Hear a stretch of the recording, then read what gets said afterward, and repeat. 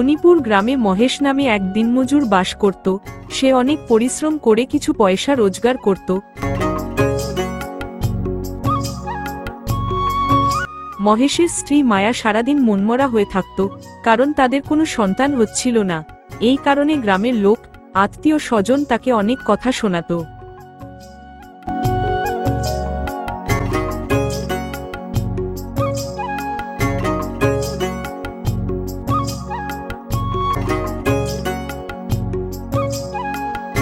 আরে মায়া, এতদিন হয়ে গেল এখনো তোমার কাছ থেকে কোনো খুশির খবর শুনতে পেলাম না। জানি না কবে সেই দিন আসবে। কি করতে যে মহেশ তোমাকে বিয়ে করেছিল কে জানে। এতবার বারণ করেছিলাম তবুও ও কোনো কথা শুনল না। এরকম ভাবে কেন বলছো দিদি? আমাদের কি কষ্ট হয় না বলো তো? বাচ্চা হচ্ছে না তাতে আমরা কি করতে পারি? আমরা কি ইচ্ছা করে বাচ্চা নিচ্ছি না নাকি? বাচ্চা না হলে আমরা কি করব? কত চিন্তা তা বোঝাই যায়।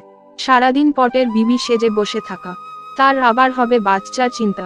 কোনো কথা শুনলো না আর তোমাকে বিয়ে করে নিয়ে আসলো। অপয় আমি একটা। মহেশের দিদি এসব কথা বলে সেখান থেকে চলে যায়। মায়ার মন আবার খারাপ হয়ে যায়। সে চুপচাপ সব কথা শুনে নেয়।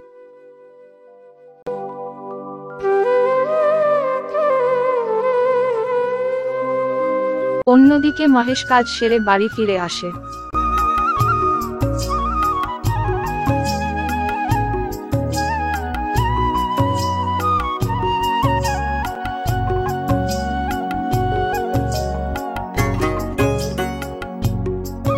আরে মায়া, তোমাকে এত মনমরা দেখাচ্ছে কেন?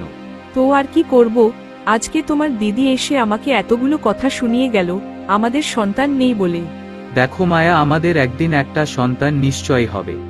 জানি না সেই দিন কবে আসবে। বিয়ের 10 বছর হয়ে গেল, এখনো পর্যন্ত আমরা কোনো সন্তানের মুখ দেখিনি। তোমার আত্মীয় স্বজন আমাকে এত কথা শোনায়, আমি সব মুখ বন্ধ করে মেনে নেই, কিছু বলি না। দেখো মায়া, আত্মীয় স্বজনরা তো বলবেই, ওদের কাজী লোককে কথা শোনানো, ওদের কথায় কান দিও না। জানি না আমাদের সাথে এরকম কেন হচ্ছে। এখন আমি বুঝতে পারছি যাদের সন্তান হয় না তাদের কতটা কষ্টের মধ্যে থাকতে হয়।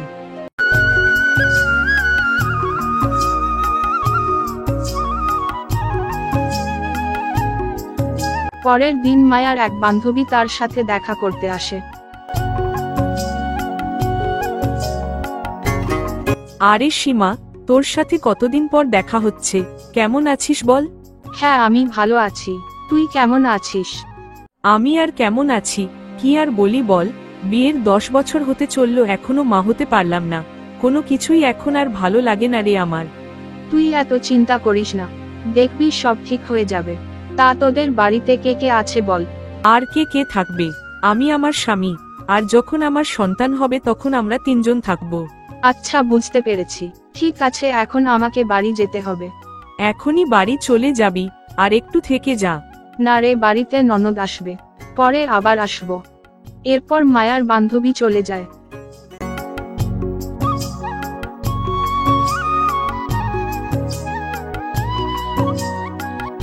বাড়িতে তো জল নেই, যাই আমি গিয়ে জল নিয়ে আসি। মায়া জল আনতে চলে যায়। আর সে মনে মনে ভাবতে থাকে, কেন যে আমার সাথে এরকম হয়? আমি তো কারোর ক্ষতি করিনি, জানি না কবে সব ঠিক হবে।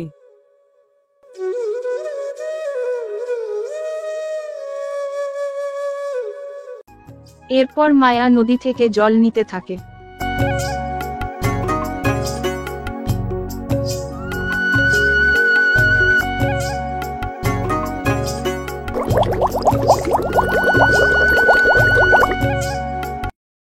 জল নেওয়া হয়ে গেছে, এবার বাড়ি যেতে হবে।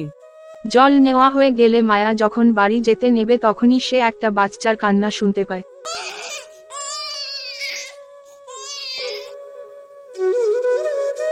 আরে, এটা একটা বাচ্চার কান্না মনে হচ্ছে।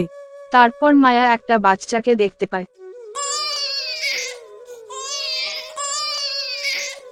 আরে, এত ছোট একটা বাচ্চা, আশেপাশে তো কাউকেই দেখছি না। এইটুকু একটা বাচ্চাকে এখানে কে রেখে গেছে? এই বাচ্চাটাকে একা ফেলে আমি কিছুতেই যেতে পারবো না। এরপর মায়া বাচ্চাটিকে তার সাথে বাড়ি নিয়ে যায়।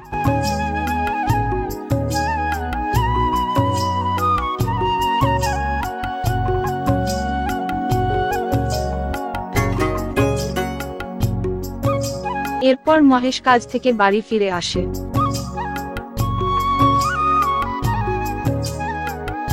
বাড়ি ফিরে এসে মহেশ সব কথা জানতে পারে। মায়া তাকে সব কথা বলে, কিন্তু মহেশ তাতে খুশি হয় না। আরে মায়া, তুমি এটা কি করেছো? তুমি এই বাচ্চাটাকে বাড়িতে কেন নিয়ে এসেছো? হ্যাঁ দেখো, আমাদের তো কোনো সন্তান নেই, আমরা এই বাচ্চাটাকে আমাদের সন্তানের মতো মানুষ করব। আমি বাচ্চাটিকে কিছুতে এখানে থাকতে দেব না। এই বাচ্চাটা যদি এই বাড়িতে না থাকে তাহলে আমিও এই বাড়িতে থাকবো না। একই মায়া, তুমি এসব কি কথা বলছো? এই বাচ্চাটার জন্য তুমি আমাকে ছেড়ে চলে যাওয়ার কথা বললে। এরপর মহেশ আর কিছু বলে না, সে চুপ করে যায়। এইভাবে বেশ কিছুদিন কেটে যায়। এর কিছুদিন পর মায়া গর্ভবতী হয়ে যায়। মহেশ আনন্দে গ্রামের সবাইকে খুশির খবর দিতে থাকে।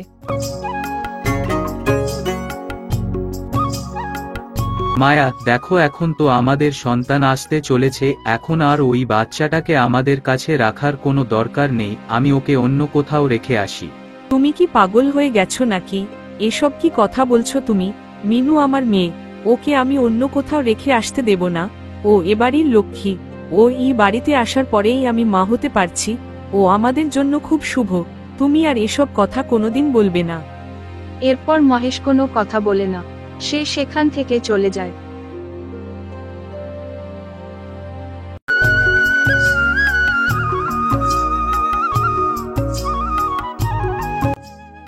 কিছুদিন পর তাদের একটি ছেলে হয়। তারা সেই ছেলের নাম রাখে রামু। এরপর দেখতে দেখতে 5 বছর কেটে যায়। মিনু আর রামু একসাথেই বড় হয়ে ওঠে। কিন্তু তখনও মহেশ মিনুকে সহ্য করতে পারত না। মহেশ কোনোভাবেই মিনুকে মেয়ে হিসেবে মেনে নিতে পারে না। মহেশ মিনুকে এই বাড়ি থেকে তাড়ানোর জন্য একটা ষড়যন্ত্র করে।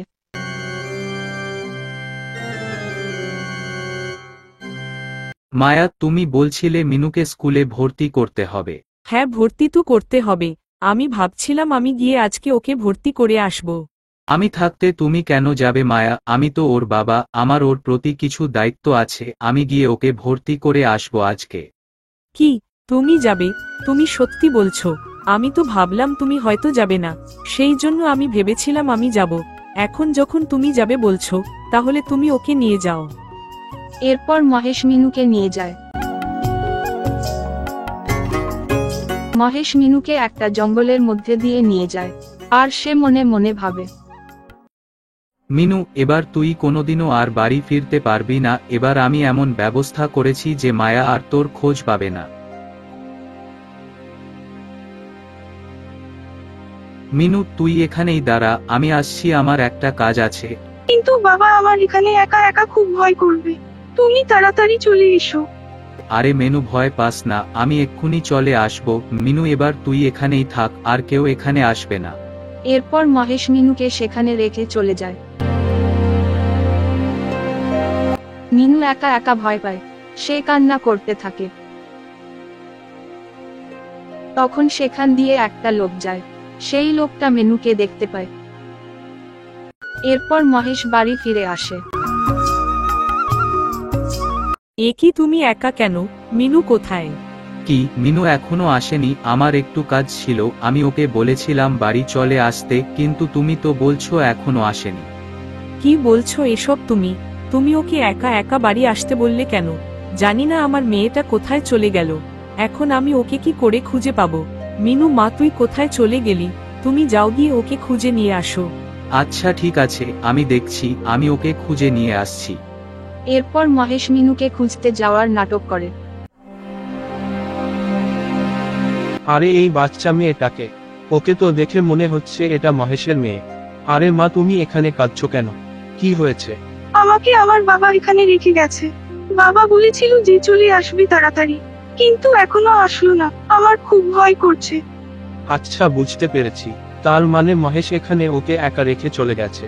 আচ্ছা মা, তুমি আর কান্না করো না, তুমি আমার সাথে চলো, আমি তোমাকে তোমার বাড়িতে দিয়ে আসবো। এরপর তারা বাড়ির দিকে আসতে থাকে। এ কি তুমি একা ফিরলে? তুমি মিনুকে নিয়ে আসনি নাকি? না মায়া, আমি মিনুকে খুঁজে পাইনি, আমি তো অনেক খুঁজেছি। এসব কি বলছো? তুমি মিনুকে খুঁজে পাওনি মানে? ওকে ছাড়া আমি কি করে থাকবো? মিনু মা, তুই কোথায় চলে গেলি? আমাকে একা ফেলে? তোকে ছাড়া আমি বাঁচতে পারবো না, ফিরে আয় মা। এসব কি বলছো মায়া, এভাবে বলো না। দেখো আমাদের তো একটা ছেলে আছে, আমরা ওকে নিয়ে বাকি জীবনটা কাটিয়ে দেব, দেখবে সব ঠিক হয়ে যাবে। যখন তারা কথা বলছিল তখন সেই লোকটির সাথে মিনু বাড়ি ফিরে আসে। মিনু, মা তুই ফিরে এসেছিস? কোথায় চলে গিয়েছিলি তুই? আমার কত চিন্তা হচ্ছিল, তুই জানিস না। এরকম আর কখনো করবি না। বৌমা, আমি তোমাকে বলছি সত্যি কথা। মহেশ মিনুকে জঙ্গলে রেখে এসেছিল। এটা তো ভালো হলো যে আমি ওখান দিয়ে যাচ্ছিলাম, তখন আমি মিনুকে দেখতে পাই, তখন ওর কাছ থেকে পুরো কথাটা জানতে পারি, আর ওকে এখানে নিয়ে আসি। মহেশ, তুই এই কাজটা ঠিক করিসনি। যতই হোক মেয়েটা তোকে বাবা বলে ডাকে, তুই এটা ওর সাথে কি করে করতে পারলি? এখনো সময় আছে, শুধরে যা। কি এসব আমি কি শুনছি? তুমি এইসব করেছো? আমি তো ভাবলাম তুমি মিনুকে মেয়ে হিসেবে মেনে নিয়েছো, তাই জন্য তুমি ওকে ভর্তি করাতে নিয়ে যাচ্ছ, কিন্তু তুমি এই রকম করবে আমি সেটা কোনোদিনও ভাবিনি। তুমি এই কাজটা মোটেও ঠিক করনি। তুমি বাবা হয়ে ওর সাথে এটা কি করে করতে পারলে? এইসব কথা শুনে মহেশের অনেক খারাপ লাগে। সে তখন নিজের ভুল বুঝতে পারে। মায়া, তুমি আমাকে ক্ষমা করে দাও, আমি পাগল হয়ে গিয়েছিলাম, আমি অনেক বড় ভুল করে ফেলেছি, আমি বুঝতে পারিনি মায়া, আমি আর এরকম কখনো করব না। এখন থেকে আমি আমার মেয়েকে অনেক যত্নে রাখবো, ওর কোনো কষ্ট আমি হতে দেব না। তুমি আমাকে ভুল বুঝো না মায়া, আমি এখন থেকে অনেক ভালো হয়ে থাকবো। এরপর তারা সবাই মিলে একসাথে ভালোভাবে থাকে।